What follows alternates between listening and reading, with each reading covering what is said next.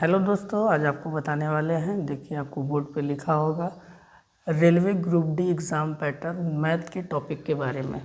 तो मैथ के टॉपिक के बारे में आज आपको डिस्कशन करेंगे कि कौन कौन से टॉपिक रेलवे ग्रुप डी में पूछा जाता है और उस टॉपिक से कितने क्वेश्चन आपको पूछा जाएगा, इसके बारे में आज हम बात करने वाले हैं। तो कॉलम में सब अच्छे से आपको नोट कराएंगे, अच्छे से नोट करिएगा। उसी टॉपिक से, जिस टॉपिक से जितना क्वेश्चन पूछेगा उससे ज़्यादा क्वेश्चन रेलवे ग्रुप डी में नहीं पूछता है। तो आप एकदम ध्यान से देखेंगे और क्वेश्चन भी, नंबर ऑफ क्वेश्चन भी देखेंगे कि कौन कौन से टॉपिक से कितना नंबर का क्वेश्चन पूछा जाता है। तो सबसे पहले आप नोट करिएगा, पहला आपका है संख्या पद्धति। कॉलम बना लेते हैं।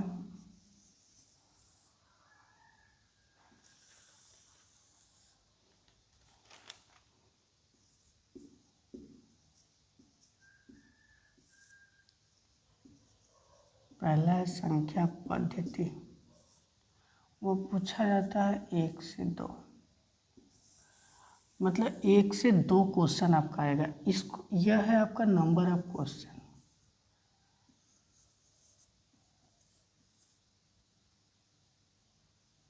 नंबर ऑफ क्वेश्चन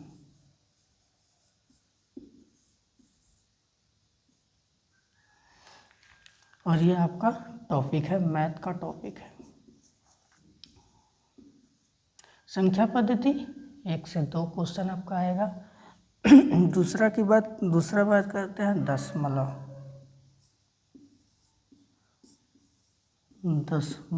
एवं भिन्न। दशमलव एवं भिन्न आपका आएगा 2 से 3 नंबर का। फिर आपका आ जाता है औसत।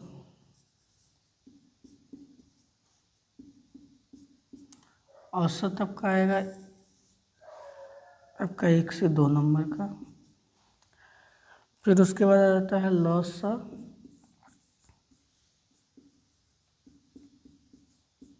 और मासा। लॉसा और मासे से आ जाता है 1 से 2 नंबर का। इसके बाद अनुपात और समानुपात।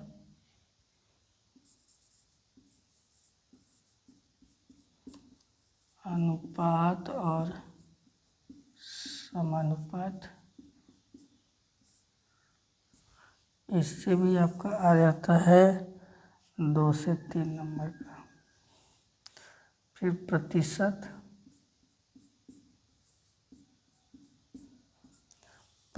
से आपका 2 से 3 नंबर का आता है। फिर क्षेत्रमिति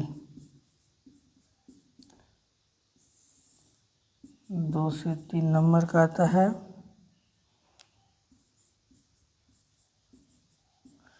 समय और कार्य, समय और कार्य से ज़्यादा क्वेश्चन आपका समय और कार्य से ही आता है। इसमें लगभग 3 से 4 क्वेश्चन आपको देखने को मिलेगा।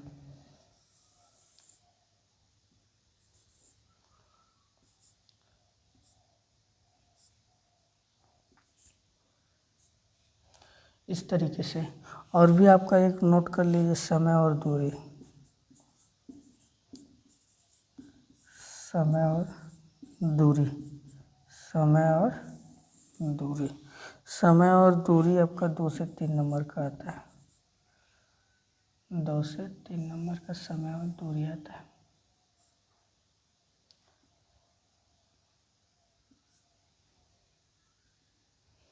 दोस्त, जो ये टॉपिक लिखा रहे हैं और जितना जितना क्वेश्चन आपको बताया जा रहा है, उतना ही में से आपको क्या करेगा, एग्ज़ाम में आपको देखने को मिलेगा। ऐसा इसलिए नहीं है कि हम वैसे ही बता दे रहे हैं, क्योंकि हम भी इस एग्ज़ाम को दिए हैं, क्वालिफाई किए हैं, आज ड्यूटी पे हैं। तो इसी के आधार पे जिस तरीके से हम तैयारी करते थे और क्वेश्चन को एग्जाम करके बताते थे, उसी तरीके से यह क्वेश्चन आपको सेम पैटर्न पे बताया जा रहा है कि कौन से टॉपिक से कौन कौन कितने नंबर का क्वेश्चन पूछा जाता है। इससे रिलेटेड, और बदलने वाला नहीं है, नया पैटर्न कुछ नहीं, सेम वही पुराना वाला ही चलेगा। तो आप इस तरीके से आप अच्छे से क्या कर सकते हैं, इस टॉपिक को नोट कर लीजिए। और भी टॉपिक है, पहले इतना नोट कर लीजिए, उसके बाद फिर से लिखते हैं।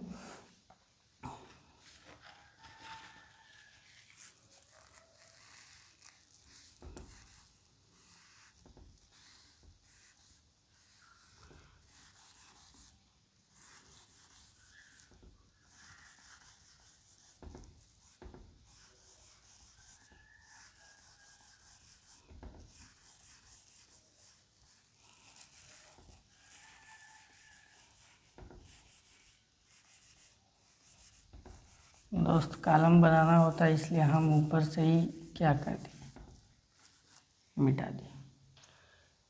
ठीक है दोस्त, फिर से अगला नया टॉपिक पे चलते हैं। उसके आगे साधारण एवं चक्रवृद्धि ब्याज, साधारण एवं चक्रवृद्धि ब्याज। साधारण और चक्रवृद्धि ब्याज से भी क्वेश्चन पूछता है 1 से 2 नंबर का। उसके बाद लाभ और हानि,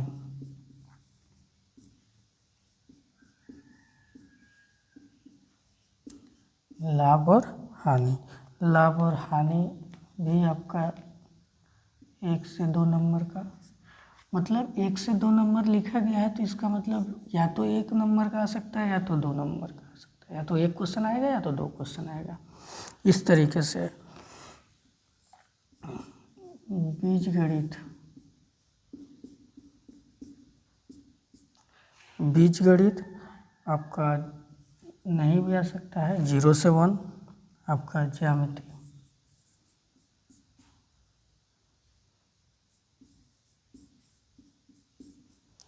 ज्यामिति एवं त्रिकोणमिति,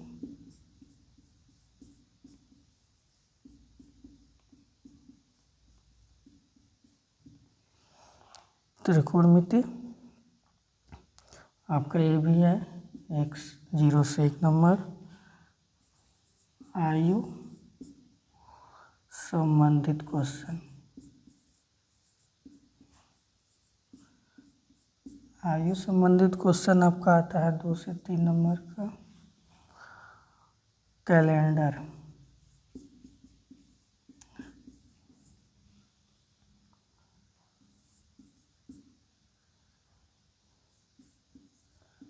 कैलेंडर एवं घड़ी, कैलेंडर एवं जो घड़ी है वो भी 1 से 2 नंबर का आता है। और विविध से भी आता है, विविध, विविध से आपको बात करें तो 2 और 3 नंबर का। लास्ट टॉपिक है बॉड मास, बॉड मास है वो भी क्या होता है, 1 से 2 नंबर का आता है। मैथ में जितने भी टॉपिक आपको बताए हैं इतना ही टॉपिक से आपको रेलवे ग्रुप डी में आपको क्वेश्चन पूछा जाता है, और जितने भी टॉपिक है उनसे रिलेटेड जितने क्वेश्चन आते हैं वो भी आपको अच्छे से दिखा दिए हैं। हालांकि दोस्त इससे ज़्यादा क्वेश्चन नहीं आता है, एक आध क्वेश्चन इधर उधर हो जाए तो वो तो सभी भाई आ सकता है क्वेश्चन बनाने वाले के ऊपर। यदि हम यहाँ पे 2 लिखे हैं, 2 1 लिखे हैं, या तो 2 आ सकता है या 1 आ सकता है। हालांकि 3 आ जाए तो यह नहीं कहेंगे कि आप तो 2 ही बोले थे, कभी हो सकता है, ऐसा बात नहीं है। लेकिन ज़्यादा से ज़्यादातर देखा गया है, मतलब बहुत सर्च करने के बाद, देखने के बाद मिलता है, बार बार सेट में आप देखेंगे तो आपको पता चल जाएगा कि साधारण ब्याज जो भी क्वेश्चन है 1 से 2 क्वेश्चन आपको मिल रहा है। आपका जो टोटल क्वेश्चन होता है मैथ का जो टोटल क्वेश्चन है, मैथ का टोटल क्वेश्चन जो है, टोटल जो क्वेश्चन होता है वो आपका आता है कितना, 25 नंबर का। आपका 25 नंबर का जो मैथ का होता है, तो रेलवे ग्रुप डी में आपका सिंपल सा मैथ आपका कितना आता है, 25 नंबर का आता है।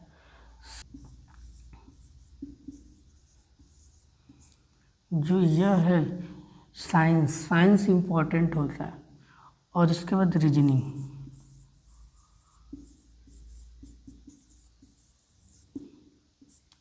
देखिए आपका 4 टॉपिक होता है और एक